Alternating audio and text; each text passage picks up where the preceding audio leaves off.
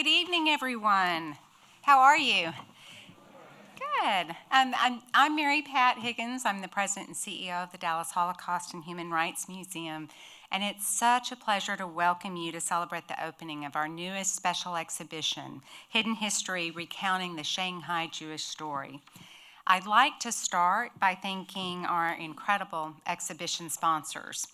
Hidden History was created by Holocaust Museum Los Angeles, and we're really excited to have an exhibition that one of our good friends and peers created, and it was made possible by East West Bank Foundation. We're excited to be the first host of this fabulous new traveling exhibition. And our presenting sponsor is Texas Instruments, whose support enabled us to bring this exhibition to Dallas, and we are so incredibly grateful for our partnership with Texas Instruments and your support. I'd also like to thank our exhibition community partners. Oh, I turned one page too much, sorry. More of our incredible sponsors. We also have sponsorship from the Conference on Jewish Material Claims Against Germany, the Jean-Baptiste Tadadou III Fund of the Dallas Foundation, and the Texas Holocaust, Genocide, and Anti-Semitism Advisory Commission. Our partner sponsors are American Airlines, Bank of Texas, Debbie and Ron Green, the Illinois Holocaust Museum and Education Center, and NFI Industries, and additional support has been provided by Marcia Gasworth and Larry Ginsberg. It takes a village to help us do what we do, and so we are so incredibly grateful for all your support. Please help me thank our sponsors. And now, we do have some really wonderful community partners for this exhibition, too, that I'd like to acknowledge. Aaron Family Jewish Community Center, Ackerman Center for Holocaust Studies, UTD, AJC Dallas, Beth-El Banah, Center for Asian Studies at UTD, Congregation Beth Torah, Congregation Nishmat Am, Dallas Chinese Community Center, Dallas Jewish Historical Society, Orchid Giving Circle, Southwest Jewish Congress, Temple Emmanuel, and Temple Shalom. What an incredible group of sponsors and community partners. Thank you all so much. We could not do this important work without you, and I'm very, very grateful. So I'd also like to give a special welcome to our board members who are here, our museum members, and our volunteers. You make all of this possible, and if you are not in that category of special people, I encourage you to get involved. Please become a member, sign up to volunteer. We really need you. We're excited to be starting the school year, and we'll have thousands and thousands of students coming through the museum. So please consider becoming a docent and getting engaged to help us do our work. You can go to our website and look at volunteer opportunities. So we're honored tonight to host Hidden History, which explores the little-known story of diverse resettled Jewish community in Shanghai through artifacts, survivor stories, and the photographic lens of prominent American photojournalist Arthur Rothstein, who documented the Shanghai Jewish community in 1946 for the United Nations. If you've not yet seen the exhibition this evening, I encourage you to do so. We'll hold the exhibition open until 9 p.m. tonight, and you're always welcome to come back. It will be up and through February of next year, so you've got time, but please take your time tonight. I'd like to acknowledge two special guests in the audience. Here tonight is Joyce Maskell, the daughter of John Friedman, who is one of the survivors featured in Hidden History. Joyce donated her father's items to Holocaust Museum LA, and they are now presented as artifacts in conjunction with this exhibition. Also here tonight is Christy Jovanovich, Chief Curator of Collections at Holocaust Museum LA, and she's joining us all the way from LA. Joyce and Christy, would you two please stand so we can greet you and thank you for being here?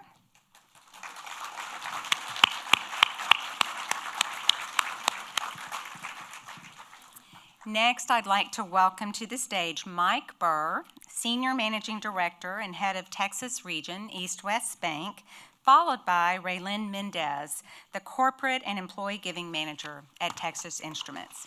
Mike and Raylyn.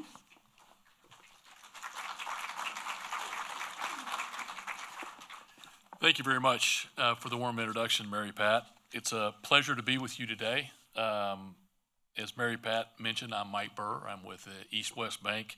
I'm based here in Dallas, and we are very excited to be the title sponsor for this important historical exhibit. Many of you in the audience probably are asking yourself, who is East West Bank? We are, and interestingly enough, there's a very interesting connection between this exhibit and frankly what it represents and frankly our bank. Many of us that are at East West all are very proud of the fact that 50 years ago East West Bank was founded upon a sense of belonging for the overlooked and discriminated against. Many of the things that East West Bank stands for really is about bridging the cultural, financial, and divides that separate basically mutual understanding and collaboration. This type of exhibit that the hidden history represents closely aligns with our foundation and mission to foster cross-cultural exchange.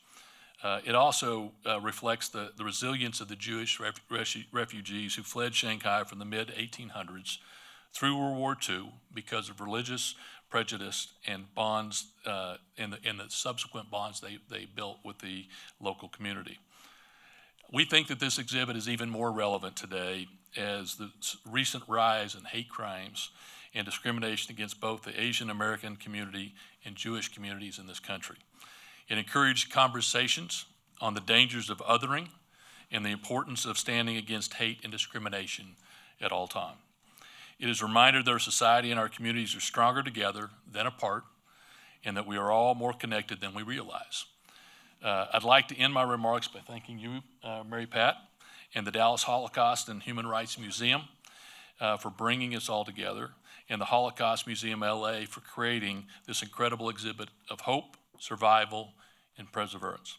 Thank you very much for having us here today. We look forward to seeing the positive impact that this exhibit will bring and the important discussions that it'll bring to our community. Thank you very much.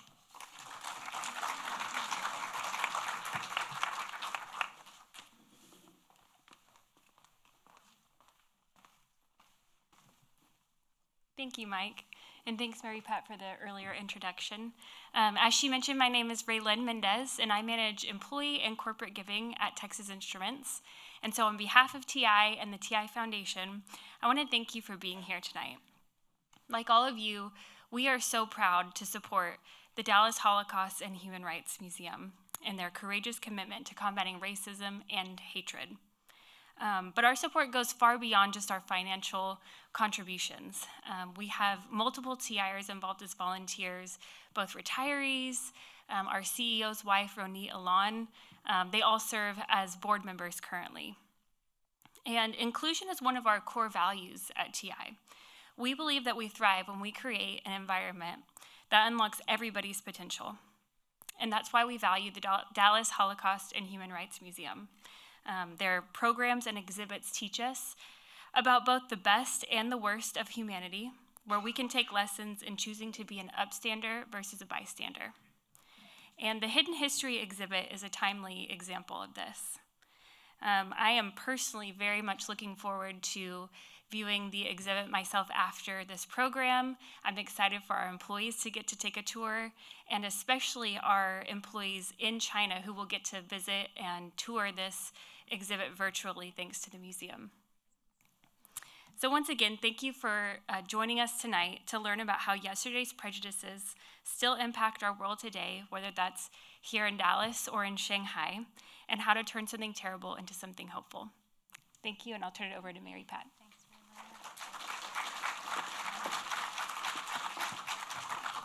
Mike, Raylyn, thank you so much for your kind words and for being here tonight. Finally, I would like to welcome tonight's featured speakers, Dr. Ann Rothstein-Segan and Mr. Brodie Hefner. Together, Ann and Brodie manage the Arthur Rothstein Legacy Project. through which they create and present educational exhibitions, courses, and publications focused on the work and career of Anne's father, renowned social documentarian photographer Arthur Rothstein. As a charter member of the American Photography Archives Group, Dr. Segan promotes the preservation of significant collections of pre-digital era photography. Dr. Segan and Mr. Hefner are also active participants in numerous professional organizations, including the Archivist Roundtable of the Metropolitan New York, the Society of American Archivists, and the American Alliance of Museums. Before I invite them up, I want to remind you that we've passed out note cards. Please, if you have questions, write them down. Our volunteers will come around to collect them, and we'll do our best to answer as many questions as possible. And please take a moment to silence your cell phones so we can all enjoy this program without disruptions. And now I'd like to invite Annie and Bruce.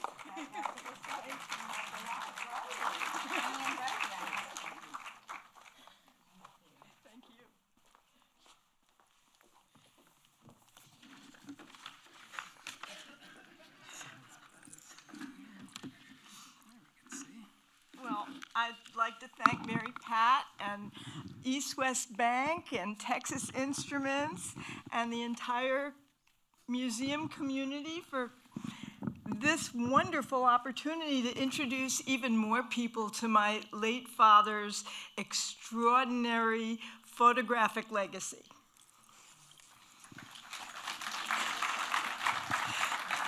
So this evening, my husband Brodie and I are going to illuminate the little-known story of 20,000 European Jews who escaped the Holocaust by fleeing to Shanghai in the turbulent months right before World War II. At 30 years old, my father had already become a seasoned documentary photographer. As a result, he produced an intimate portrait of this extraordinary refugee community in 1946 as they faced uncertainty and peril. We'll open a window back in time to reveal some hidden facets of the story, including the chain of events that put Arthur Rothstein in Shanghai with his camera and working for the United Nations. Just a few months after the war ended. So I'll also share the surprising story of how my father unexpectedly rediscovered his Shanghai photographs after they had been lost for 25 years. Arthur Rothstein created his Shanghai photo essay when he was 10 years into a remarkable 50-year career in documentary photography and photojournalism that began in 1935 and ended with his death in 1985. This collage contains a selection of his countless press passes and ID cards that reflect the breadth of his work. We're going to start by going back to the formative experiences that launched Dad on his career. So just very briefly, a little history that some of you, I'm sure many of you are familiar with, but it's important background related to Arthur's story. For centuries, Jews had been subjected to waves of persecution across the vast Russian Empire, and beginning 250 years ago, Catherine the Great took many actions to begin segregating Jews from the Orthodox Christian community by a series of actions that required or encouraged Jews to settle in the area that became known as the Pale of Settlement, shown on the map here.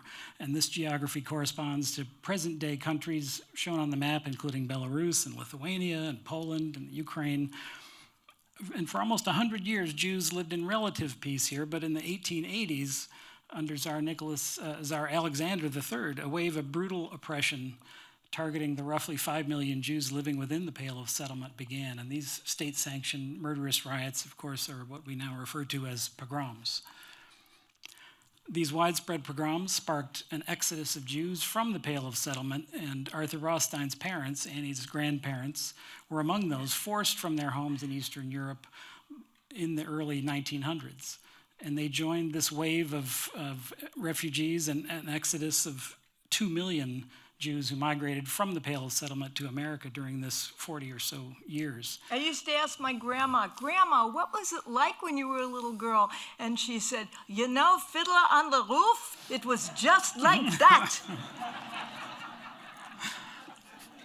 So my dad, Arthur Rothstein, was born in 1915, and he was raised in a kosher Yiddish-speaking home in New York City.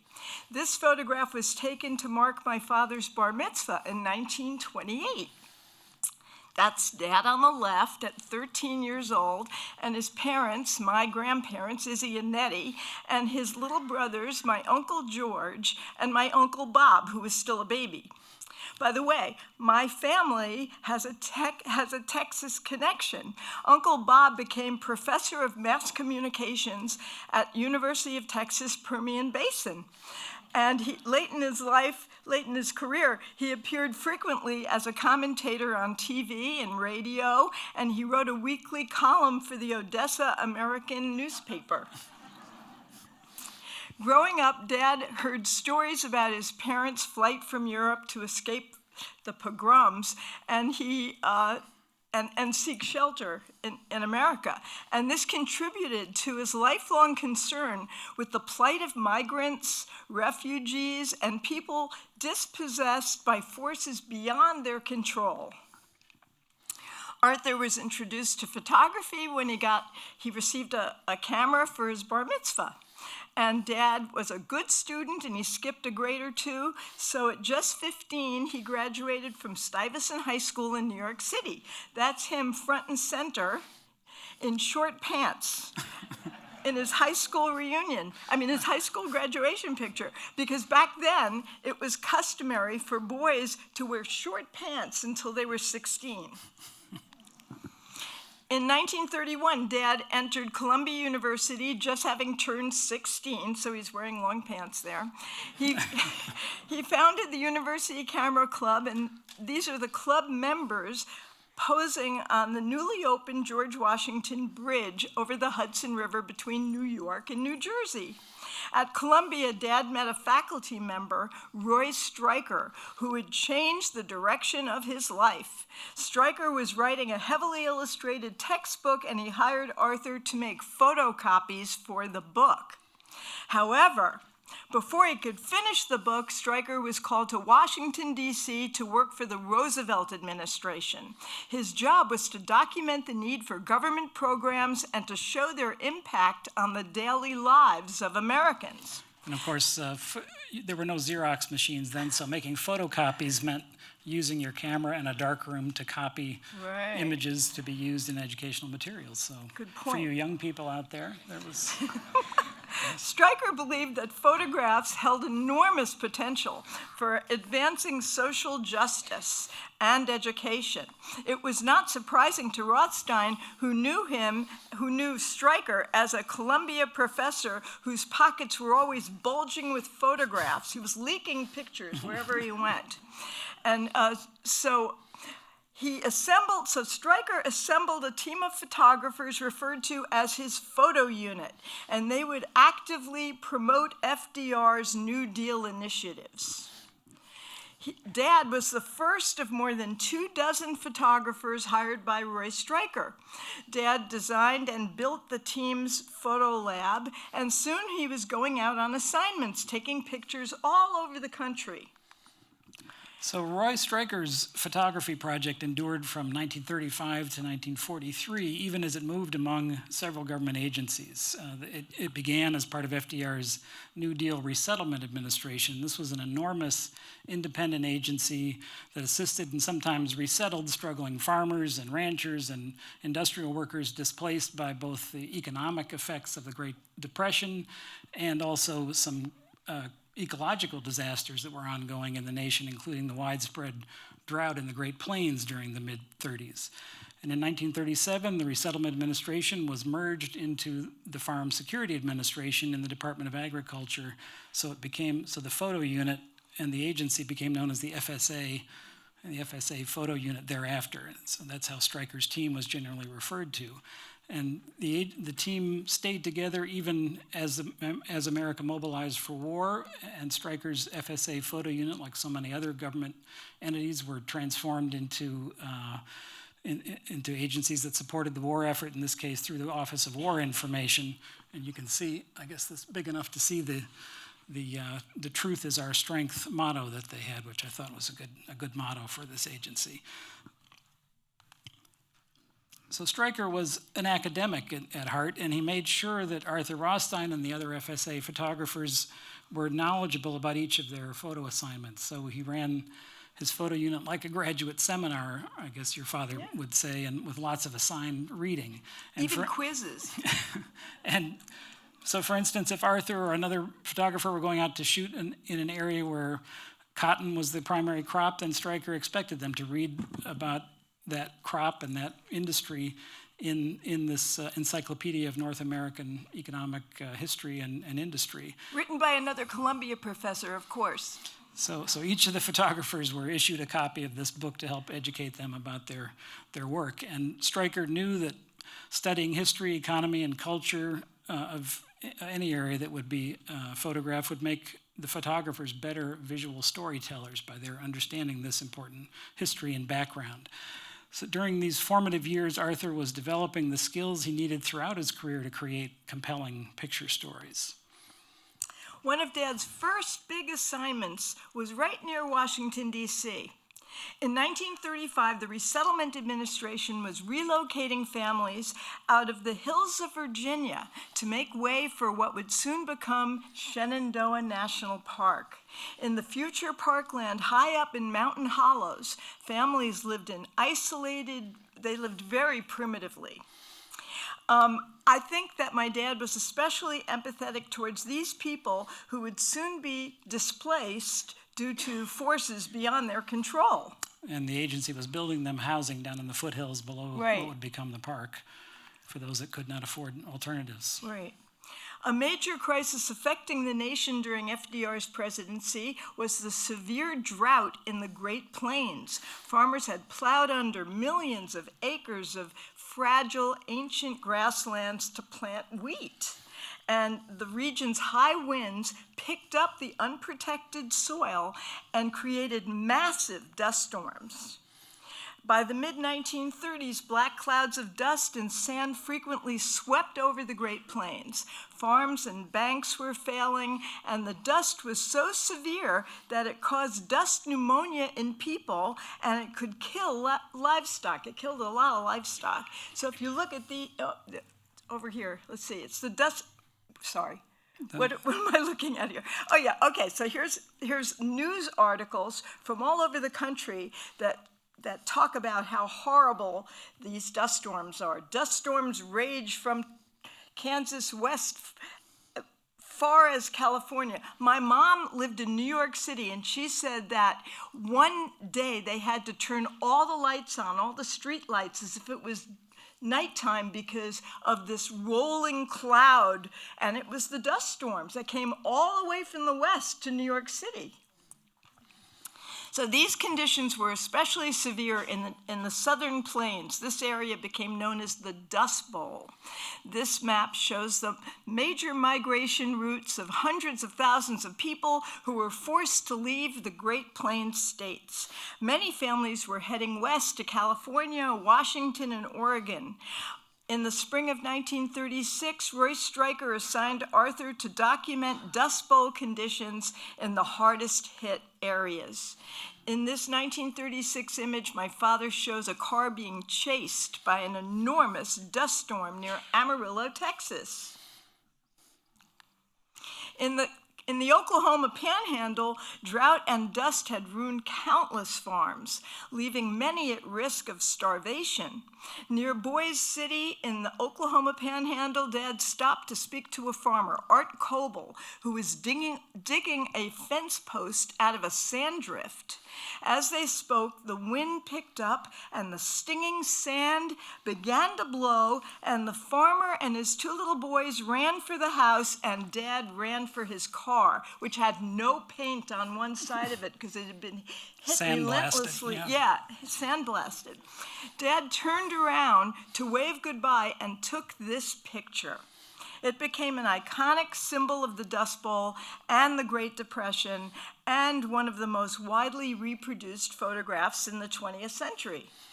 And I know it appeared in many textbooks and even in your textbooks as a child, and I think you got in trouble once for telling the teacher, "Oh, my dad took that picture." And he made me sit in the corner. Liar, liar, pants on fire, you know? Until your mother straightened him out, I guess. Yeah, my mother came and straightened him out. But anyway. So my dad spent much of the next 8 years traveling around the country on photo assignments that could last for weeks or months. They didn't fly, they didn't take the train, they drove. All the photographers drove. He told me that he was often lonely and homesick on the road. But then he'd run into someone like Vernon Evans here.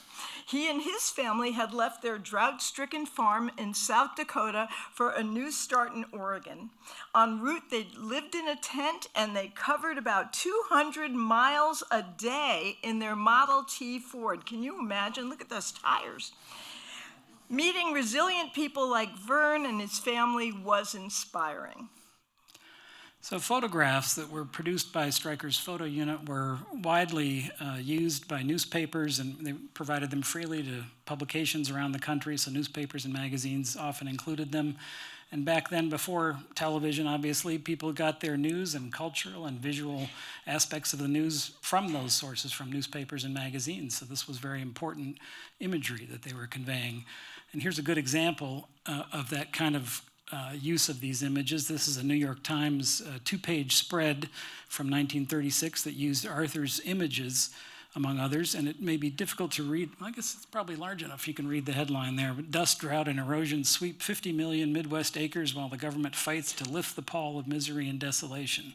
So it was really, they used these photos to show the need for the programs of the Resettlement Administration and the FSA and the programmatic efforts of the agency to help people. So Stryker had trained his photographers really to be kind of sociologists with cameras, and their photographs brought attention to other social issues as well, such as child labor and the plight of displaced people, of course, migrating in search of work, which was so common and widespread during the Depression. This is a North Dakota family forced out by drought and moving away from their dusted out farm. Images from the FSA photo unit showed city dwellers, the desperation on farms out west, which was hard for them to understand without imagery. And it showed examples of city life to rural people.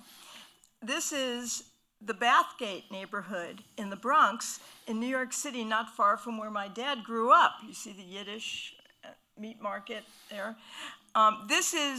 So during the early 1930s, this neighborhood included a very large population of unemployed Jewish garment workers.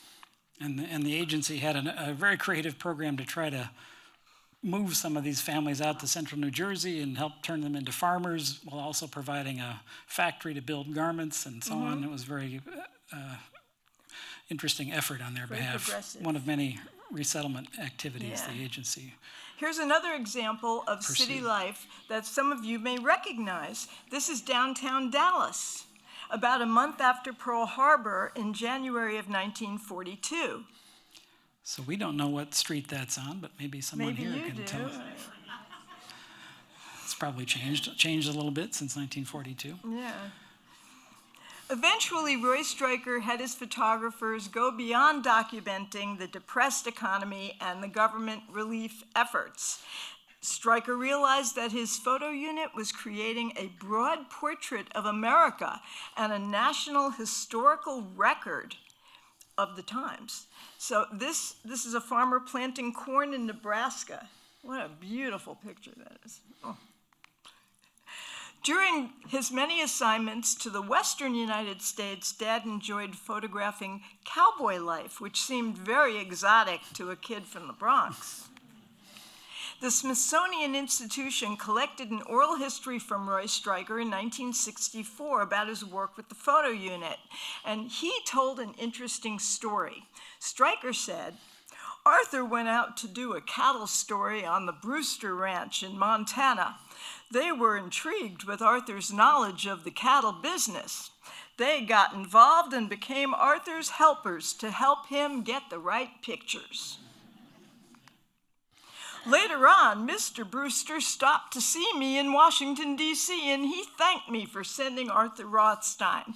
He said, Mr. Stryker, we've been quite anti-Semitic on our ranch, but we were so delighted with Arthur's work that our anti-Semitism just left us. I just love that.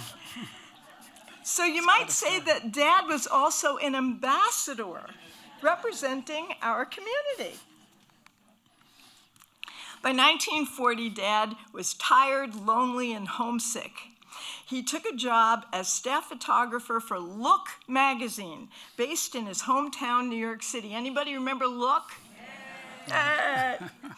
Look offered news, culture, and picture stories on important issues of the day. In this 1940 picture story, Dad showed a day in the life of Eddie Mitchell of Birmingham, Alabama. The story highlighted the indignities experienced by a young black man living in the segregated South. Quite ahead of their times, I think. Look, Yeah. sometimes, yeah. So as America mobilized for war at the beginning of World War II, Stryker's FSA photo unit was merged into the OWI, as we mentioned, and the OWI created inspirational picture stories that supported the war effort. And Arthur left Look magazine after a year and a half or so and went back to work for Stryker again at the OWI. And he also began to experiment, as you can see here, with new Kodachrome color film, very unusual for that team. They did a couple of thousand color pictures out of their whole vast imagery. This image shows military pilots training at Meacham Field in Fort Worth, actually, which was a major transshipment point, a training center and a transshipment for planes built in the East and going to the Western U.S. for shipment out to the Pacific Theater.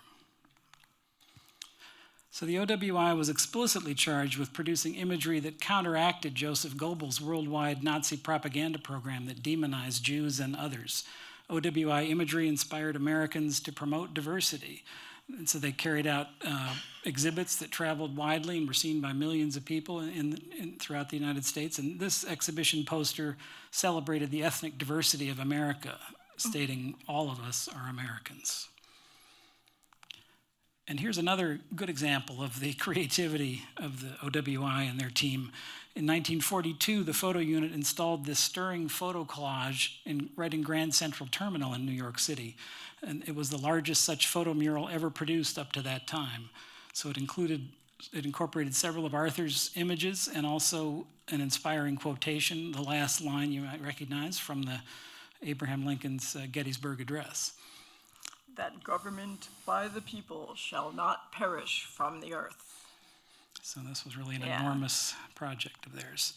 So after 8 years, the photo unit had amassed more than 180,000 images in their files, and it's difficult to overstate the lasting impact of Stryker's New Deal photography project. The impact is reflected in the title of this book, which happens to have a nice photo of Arthur Rothstein on the cover as well.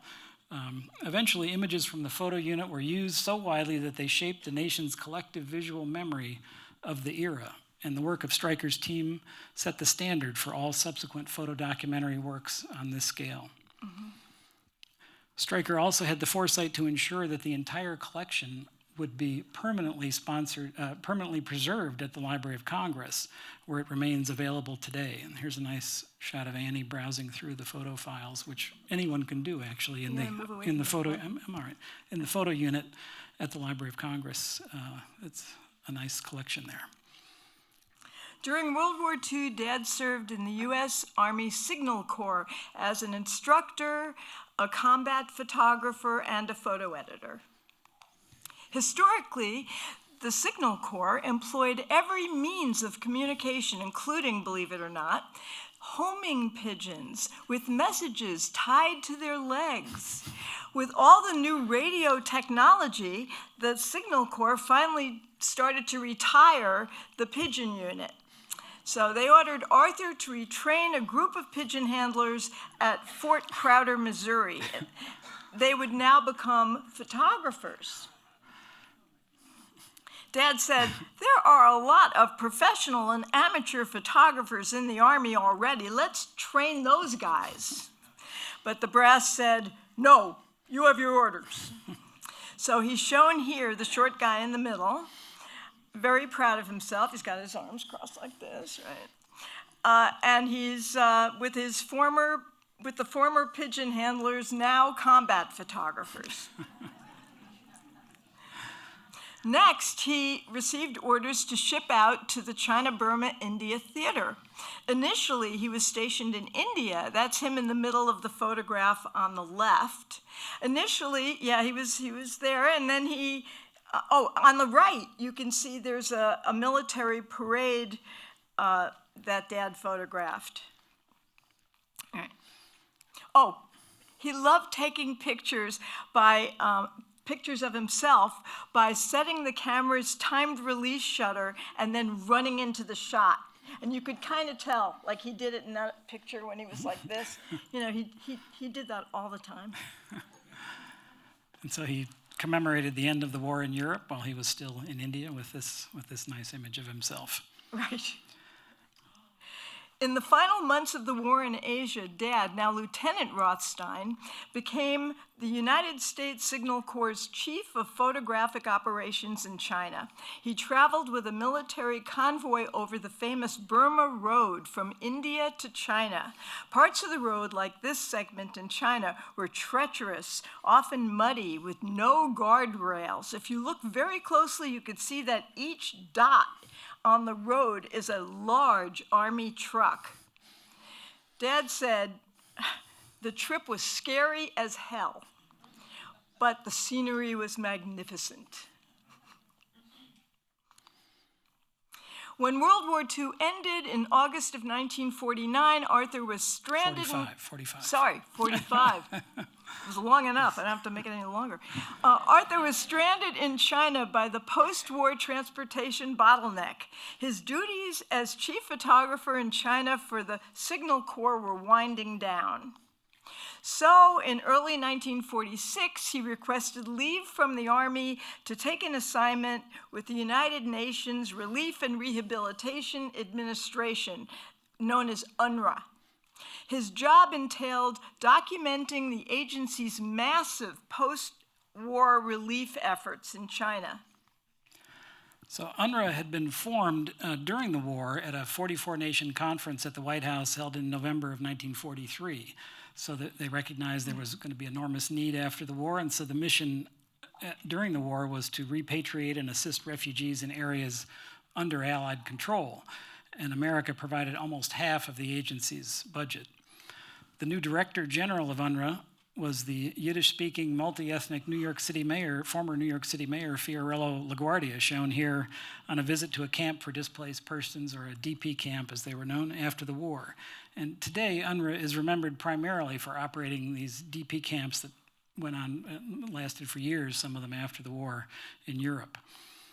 What is not well known, part of our hidden history here, is that UNRWA's largest single project was actually the $600 million that it had committed for reconstruction and humanitarian assistance in China. So UNRWA funded an effort to rebuild the nation's railroads, dams, and other infrastructure damaged by the lengthy war with Japan, and it also funded assistance to millions of people affected by a horrible, widespread famine and displacement as well, or millions of people displaced and millions of people, maybe 20+ million people subject to famine after the war. Mm-hmm. So UNRWA also assumed special responsibility for assisting European refugees in Asia, and particularly the Jewish refugees in Shanghai. So Rothstein's experience with the photo unit at the FSA and in the Signal Corps was really the perfect preparation for this assignment with UNRWA. And you can see here that he was photographing a fleet of new ships. They were committing 500 new ships to transport goods up and down the Yangtze River, and rebuilding the power grid with electrical power units, and shipping literally railroad cars to China and all of this. It was an enormous, Tractors, all kinds an of enormous stuff. project. So to understand the hidden history of the Shanghai Jewish refugee community, we need to briefly jump back in time to the years just before the war. And this map shows the destinations of more than 300,000 Jewish people who fled Germany in the years leading up to the war. And there's a line on the right that may be a little hard to see, but it says 15 to 18,000 refugees fled to Shanghai. And that represents the sort of 20,000 or so people who were able to escape to Shanghai. There were some Austrians and others that bumped the number up a little bit. But the line on the map is a little deceptive. It looks like you could hop a flight to Shanghai, which you could not at that time. There were no flights, so we'll come back to that part of the story in just a moment.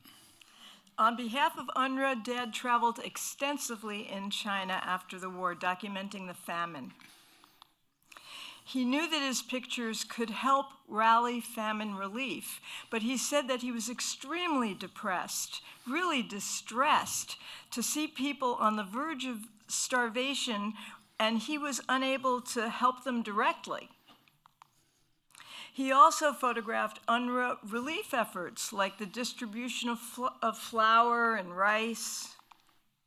Dad's photographs were not just for the UNRWA files.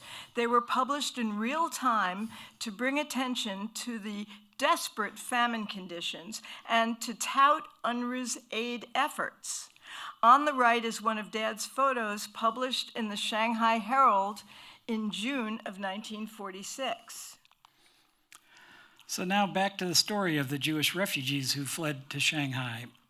By the fall of 1938, immediately after Kristallnacht, most countries closed their doors to Jewish refugees from Germany and Austria and other areas. Quietly, news circulated in those areas that there was one place, the international settlement in Shanghai, that you could go in, a refugee could enter without a visa, miraculously, if only you could get yourself there. Yeah. Well, that was no simple thing. So the prospect of immigrating to Shanghai was really onerous, and the city was already occupied by the Japanese military at that time, among other things. As mentioned earlier, you could not hop on a flight to Shanghai, and this map shows, in simplified form, the two primary routes of escape from Europe to Shanghai: by land to the north and by sea. In reality, there was nothing simple about escaping from Nazi terror, and every family had a unique story of escape. Let's look at a little bit of one family's escape to Shanghai, and this happens to be one of the families depicted in the exhibition here. So you'll see in this map how 5 members of the Kolber family left Vienna and reached Shanghai, and you'll see more detail on their story in the exhibition. Joseph Kolber was able to obtain steamship tickets for himself and his twin boys, Walter and I spelled his name wrong here, I think it's Dolphy. They would embark on the month-long journey from Trieste, Italy, through the Suez Canal and then across the Indian Ocean and the South China Sea to Shanghai, the lower route on the map, obviously. Eva Kohlberg, his wife, was prone to seasickness, so she and her daughter, Lily, were able to get tickets to travel by train. And these were people of some means. They had a garment factory and a dress shop and so on, and had some resources, so they were able to get tickets. And their route was from Vienna by train through Nazi-controlled Berlin and Warsaw to Moscow, where they would board the Trans-Siberian Railroad to Manchuria, and then they thought by another train they would go south to Shanghai. Well, they should have arrived within days of each other. They left at similar times, but the trips, particularly the trip by train, was not so simple as they had thought. So Eva and Lily traveled 7,600 miles over 6 weeks, and first by train and then by ship. Joseph and the twins traveled 12,000 miles by steamship, a journey of almost a month. And the dates shown on the map are quite significant when you think about how they relate to other historical events. You can see that Joseph and the boys departed in late October, literally about a week or so before, a week and a half before Kristallnacht. And they knew, having gotten on their ship on time. They knew that the other family members, that Eva and Lily, were scheduled to be departing on November 11th. Well, they heard en route, when the steamship stopped along the way, that Kristallnacht had occurred, and so they really didn't know whether Eva and Lily had even made it out of Vienna at that time. So they had a really torturous number of weeks waiting to find out whether their family had even started their journey. So there were perils and obstacles at every step of these journeys, really. Obtaining the necessary travel visas and purchasing tickets to Shanghai was extremely difficult, often requiring expensive bribes and connections. And those who left Nazi-occupied Europe after Kristallnacht were typically stripped of money, belongings, and citizenship, of course, as they departed. So that was fraught with difficulty. And a handful of diplomats exceeded their authority at great risk to themselves and issued visas and other travel documents to fleeing refugees. And some of their stories are told in the permanent exhibit here, I think, and maybe well in the temporary exhibit that you'll see.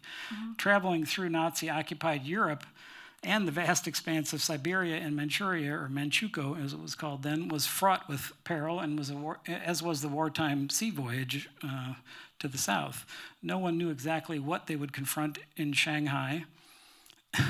It was really daunting to think about moving there. They only knew that the city had a reputation of having vast wealth, but also being crime and disease-ridden and overcrowded and occupied by the Japanese military. So it was really a lot of uncertainty involved in every aspect of the trip. So that was maybe not a typical family story of getting to Shanghai, but everyone had their own unique story, and one group that had a kind of unique story is also depicted in the exhibition here, and I'm glad to see that it was. And this was a group that traveled via the Trans-Siberian Rail route to the north here, the red dotted line on the map, and it's as it's featured in the exhibition. Notice that this route also included a final stopover in Japan in this case, before reaching Shanghai. And so what this group was, there was a body of students and rabbis from a fairly good-sized yeshiva in present-day Belarus, the Mir Yeshiva, that took this route. And they were, after having to leave Mir, they ended up in Lithuania and were assisted there by several creative diplomats who exceeded their authority again by issuing hundreds of visas that permitted travel through Japan. So that allowed them the departure paper, that gave them the papers they needed to depart from Europe and get on the Trans-Siberian Railroad to at least start their journey. And they ended up having that journey and taking a ship to Japan and temporarily sheltering there and eventually taking another ship to Shanghai. So now, and I hope you look at that closely in the exhibition, it's really quite a remarkable story, and you'll see some details of it there. So now we're going to share some of Arthur Rothstein's photographs of the Shanghai Jewish community, some that you'll see in the exhibition and others. And this is how he found the community during Passover of 1946, about 6 months after the end of the war, when all these images were taken.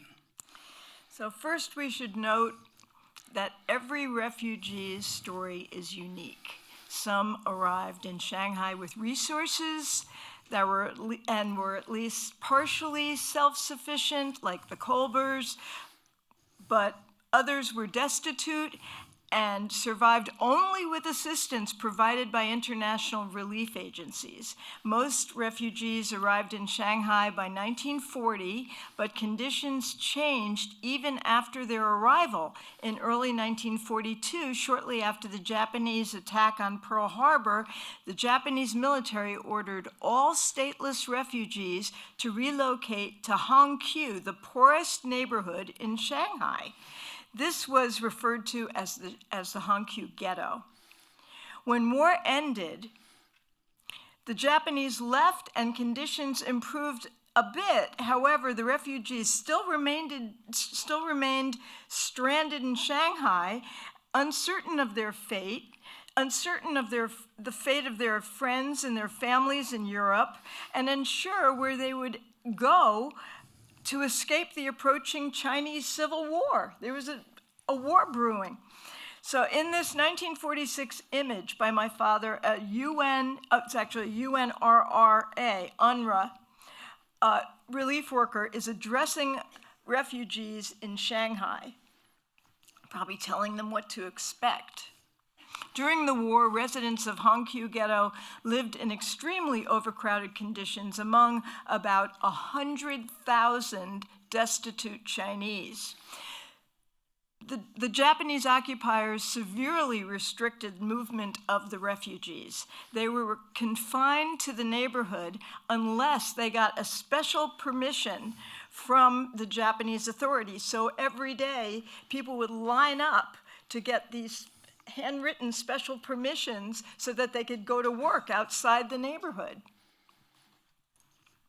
This photograph shows one of the entrance gates to the former Hongkew Ghetto area. After the war, the refugees decorated the wall with Allied flags and a V celebrating the Allied victory. Here you can see the typical but meager living space of a refugee couple. 6 months after the war ended, they were still living in the same overcrowded housing in the Hongkew area. They were about to enjoy matzo balls made on a traditional charcoal-heated Chinese fire pot. If you look closely at the lower right corner of the photograph, you see an interesting detail. There's a box of Passover matzah, remember it was Passover, provided by one of the Jewish relief agencies. So although running water was available in Hongkew, it wasn't safe to drink from the tap and had to be boiled first. It was part of the disease problem of the area, was the water. And this is a communal sink in an alleyway in Shanghai that was shared by many refugee families, typical of their water supply. Finding water was one of the many challenges they faced in life during and after the war. And conditions, although they had improved a bit, refugees still had to purchase boiled water for drinking and cooking, and that was often sold in these thermos jugs that are shown in the picture here. And I think this family also, if you look above the wife's head there, you'll see that they also have a box of matzah from the relief agencies on the shelf there. Arthur photographed the crowded communal homes where many of the destitute refugees had to live after they arrived and continued to live after the war while trying to reconnect with family in Europe. So these were really large, overcrowded buildings. There were a half dozen or so of them with hundreds to over 1,000 people living in very cramped conditions, sort of dormitory conditions. And there were too many people living in close quarters in these places, which made people really susceptible to TB and other communicable diseases. Many refugees were still living in these same conditions. Here's a good example of a group of men living in a lower level that they endured during the war. There was no place to move out to, even though the war had ended. This communal courtyard kitchen also served as a laundry.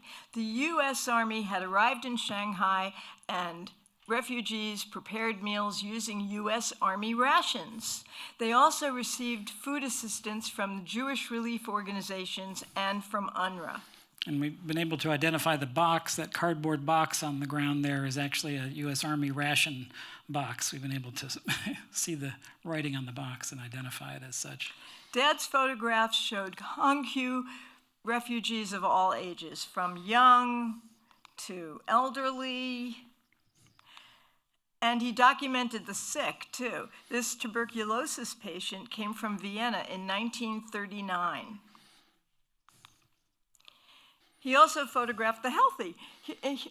After some in-depth research, we confirmed that the chess player on the left is Charles Jordan, a regional director of the American Joint Distribution Committee. He was there to supervise relief efforts made by the JDC. Mr. Jordan continued his work in international relief for many years after the war. This is a typical scene found in the overcrowded communal homes. A bowl of flowers is placed on this prim army cot by a refugee from Vienna. The cot is her only personal space in this entire dormitory. She's writing a letter. You could see her writing a letter. Somehow, Hongkew residents were more comfortable. Some Hongkew residents were more comfortable, like this couple. The man is reading the Shanghai Herald in German while his wife is darning socks. That particular issue of the Herald had a story about repatriation to Vienna. Most refugees were not yet aware that it would be impossible for them to return to their former lives. The majority of Jewish refugees in Shanghai managed to survive despite disease, hunger, and the depressed wartime economy in China. These signs indicate that one office space was shared by several Jewish doctors. You can see Dr. Friedman is available from 2 to 4. Then Dr. Kurtz is available from 5 to 6. It's the same space. And so on, yeah. Yeah. These last two images we'll share now are from Arthur Rothstein's Shanghai photo essay, speak volumes, I think, about the unfathomable challenges faced by this group of displaced persons. After the war, news arrived very slowly to the stranded refugees in China. They had some radio reports and they began to get mail eventually, but finding out what happened to family and friends and connecting with them was extremely difficult. In Europe, relief agencies were attempting to grapple with survivors from camps and so on, and they were attempting to reunite these survivors with their families. So they were printing and distributing lists like the ones in this photograph of concentration camp survivors and distributing them to areas where there were known to be Jewish populations around the world, even in Shanghai, so that people could search these lists and see if they could reconnect with their survivor family. It was very rare for such reuniting to take place, but it was an effort. And finally, this photograph, I think, is the one that really captures for me, showing Arthur's photo essay of the Shanghai community, and it shows a dozen anxious refugees sorting a pile of incoming mail. There were literally a dozen people jammed in around this mail, pile of incoming mail. So the postal deliveries were really critical to bringing good news or bad news, etc. And this sort of reminds me that the whole story, the saga that these refugees went through is kind of a 3-act saga that, surviving and escaping from Europe and getting to Shanghai was kind of a first act through all the obstacles that presented, then just surviving the war years in Shanghai during in the face of Japanese occupation and disease and so on. And then now the war is over and the curtain's kind of rising on the 3rd act of their lives. What do we do now? And this is the moment when Arthur was there to document that opening of the curtain on Act 3 of their lives. And opening the mail was critical to anyone's ability to move forward. Yeah. And mail could have immigration applications. Would they be approved or rejected? Was somebody, a sponsor, responding to an outreach that you had done to them, a potential sponsor, maybe some word of loved ones left behind? And the Shanghai refugees were really on hold. Their lives were on hold, just like the lives of millions of refugees throughout the world then and today. Yeah. And I think Arthur Rothstein always hoped that his intimate portraits of the dispossessed would move people and governments to action. While in China, Dad captured a broad portrait of daily life, just as he did in America when he was a photographer for the New Deal. He photographed urban scenes like this one in Shanghai, and rural images of farm life, and fishing boats on the Yangtze River. When Dad returned home from China, he took an important position back at Look magazine. Over the next 25 years during the golden age of picture magazines, he served as director of photography at Look. The magazine carried heavily illustrated, in-depth feature stories on politics, international affairs, controversial subjects like segregation, mental health, and the labor movement. During the post-war boom years, before television dominated the media landscape, Look was enormously influential, read by tens of millions, actually. We got it in our house, I know that, yes. Over 25 years, Arthur Rothstein created hundreds of picture stories for Look on topics like medicine or fashion to food. Almost every issue of Look magazine featured a food picture. Dad loved shooting food, so as Look's director of photography, he often assigned himself the food picture.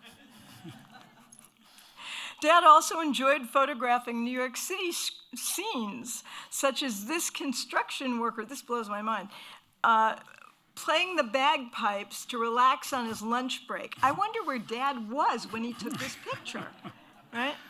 You could see the Empire State Building in the background, so you could see where he was.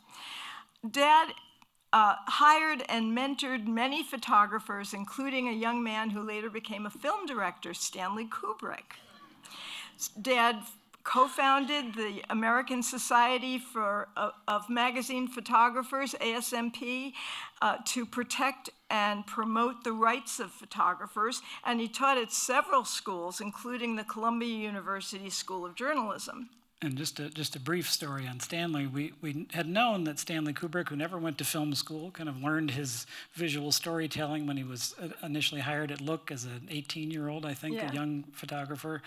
And we just discovered a section on the table of contents page of an old Look magazine referring to this young guy they had just hired that everybody liked, and they had a committee called the Bringing Up Stanley Committee. And Arthur was a prominent member of that committee, so they all took him under their wing and taught him their visual storytelling methodology there, and I think it served him well over the years. Yeah, right. He wrote countless columns and articles and published 9 books on photography, including 2 textbooks.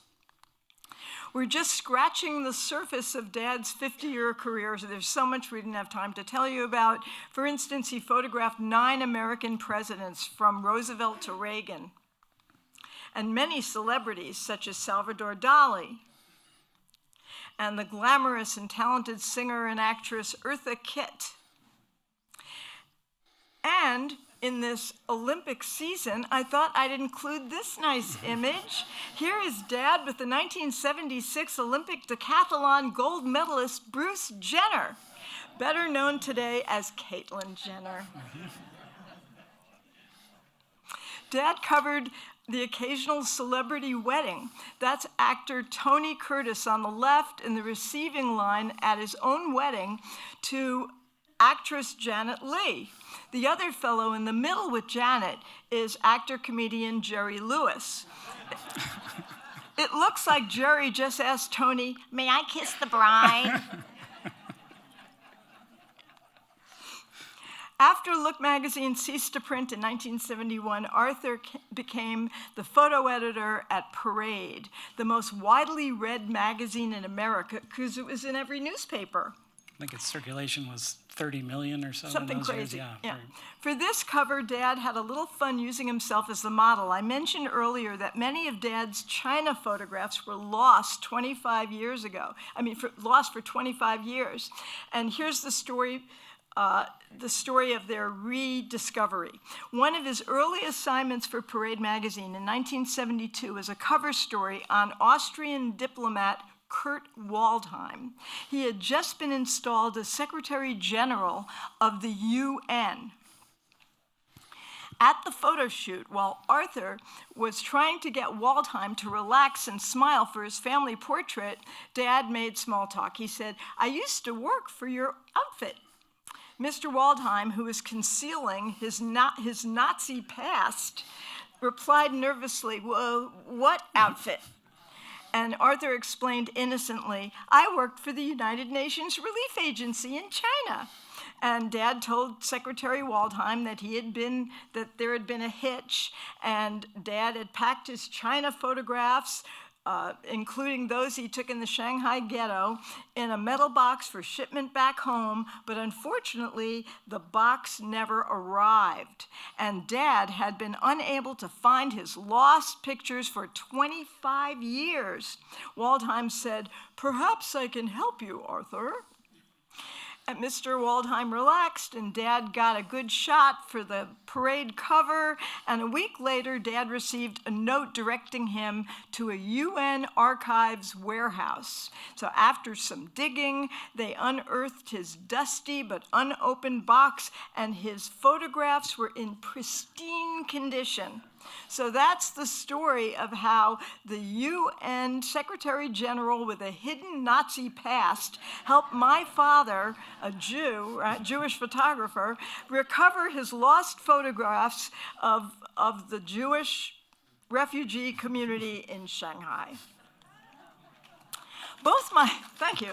Both my parents were photographers, visual storytellers. For much of my childhood, my mother, Grace, had a portrait studio behind the house and was also the official photographer for the city of New Rochelle, New York, which is where we lived.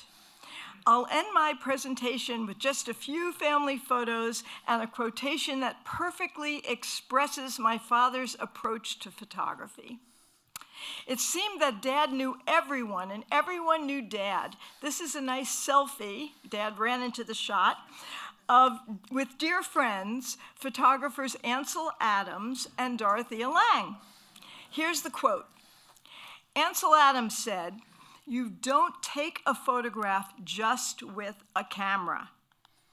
You bring to the act of photography all the pictures you have seen. All the books you have read, all the music you have heard, and all the people you have loved." And that's our presentation.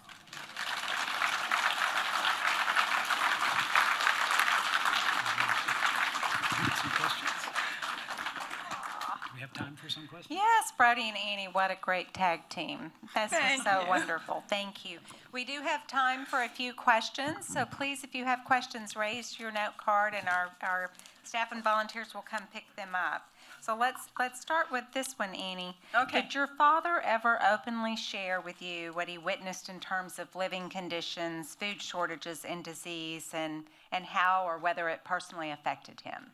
Yes, I thought I kind of mentioned that at some point, but yes, he was always very disturbed when he took pictures of people in distress because he felt like he needed to do something, and yes, he knew he was doing something for them, but he felt like, let me give you a cookie or something. It was really hard for him to not do anything and just be a witness to history, basically. Right. Yeah. How could he not be, right, with the things he saw? So for many young people today, it may seem frivolous that there was an entire government unit focused on photography when we can carry our cameras in our hands everywhere we go. Can you share your thoughts on the impact of the photography unit in the 30s and 40s? And do you think we would have the same kind of documentation of events shown in your father's photos if they didn't take those photos? Wow. Well, that was a really special thing, that photo unit, because it recorded what the country was going through during a very tough time. The Great Depression was horrendous, right. And it documented the whole thing. Roy Stryker had people all over the country photographing what was going on. And in the 1970s, they tried to do it again. They tried to it was called Documerica. Okay. But Still before cell phones. yeah, Nixon nixed it. Ah. And what happened to Stryker? He was such a force. What happened to Stryker after the war? That's a long story, I'm sure. But He went to Mobil. Was it Mobil Oil? What was it? Standard Oil. Standard Oil. He went to Standard Oil, and he tried to do the same thing. He tried to put together an archive, photographic archive. Worldwide operation. Right. can you tell us a little bit more about the Arthur Rothstein project and your work to preserve his work and to teach all of us about it? We have so much fun. So we try to get as many exhibitions as possible. We give talks about Dad. We give classes. We gave a course at one point, 6-class course. And the idea is that we want to share not only the images and Americana, but we also want people to understand that we can help each other, you know? And I think there's enduring interest in this imagery. We've been posting weekly stories on Facebook for several years and have about 40,000 followers on a Facebook site. And go to our Facebook page if you do Facebook, because we have picture stories. We post a picture story every few days, and it's a New Deal picture story, and it tells you all about the image. Whatever the image is. Is it Arthur Rothstein project? Arthur Rothstein Legacy Project. Legacy project. Okay. And I think one other good example, Arthur photographed the entire Grapes of Wrath story. The fictional story of the Jodes was based on the real experience A real of family. Wow. Okies traveling to California at that time, and we just had an exhibition at the National Steinbeck Center in Salinas with that series of images. Fascinating. And we discovered that John Steinbeck actually went to Washington, D.C. and looked at Dad's pictures while he was writing The Grapes of Wrath to encourage his creativity. Wow. What an inspiration. Let's see, a couple more. Were the Japanese occupiers still in Shanghai after the war? They had retreated by 46, right? They left. Do you have a sense of how the residents of Shanghai reacted to getting their photos taken? Did they like it? Did he talk about that? The community, the Hongkew community, was very comfortable having Dad take their pictures because he was basically drawing attention to their plight and trying to get them help. So people were very cooperative. Wonderful. I think I'll ask you one final question so we can get people to see your dad's go photos in in the there. exhibition. I'll stand behind you. You can ask me anything. Good. And he would be so proud and happy that you're helping us all learn about his legacy. What do you hope your father's images tell to future generations? Be nice. Well, I think the New Deal is kind of a real instructive piece of an example of government action in response to real serious need and creativity in doing so. And so I think that has lessons for today as well. Work together. The Shanghai Ghetto is a powerful story of that too. Right? Yeah, seeing is believing. Right, seeing is believing. Wow. Well, thank you both so much for preserving his history and for being with us. Thank you all for joining us tonight. I think Annie and Brodie, are you going to hang out in the exhibition? So if you have questions for them in the exhibition, please feel free to ask them. Stay and see it. And if you don't get enough tonight, come back and see us soon. Thank you.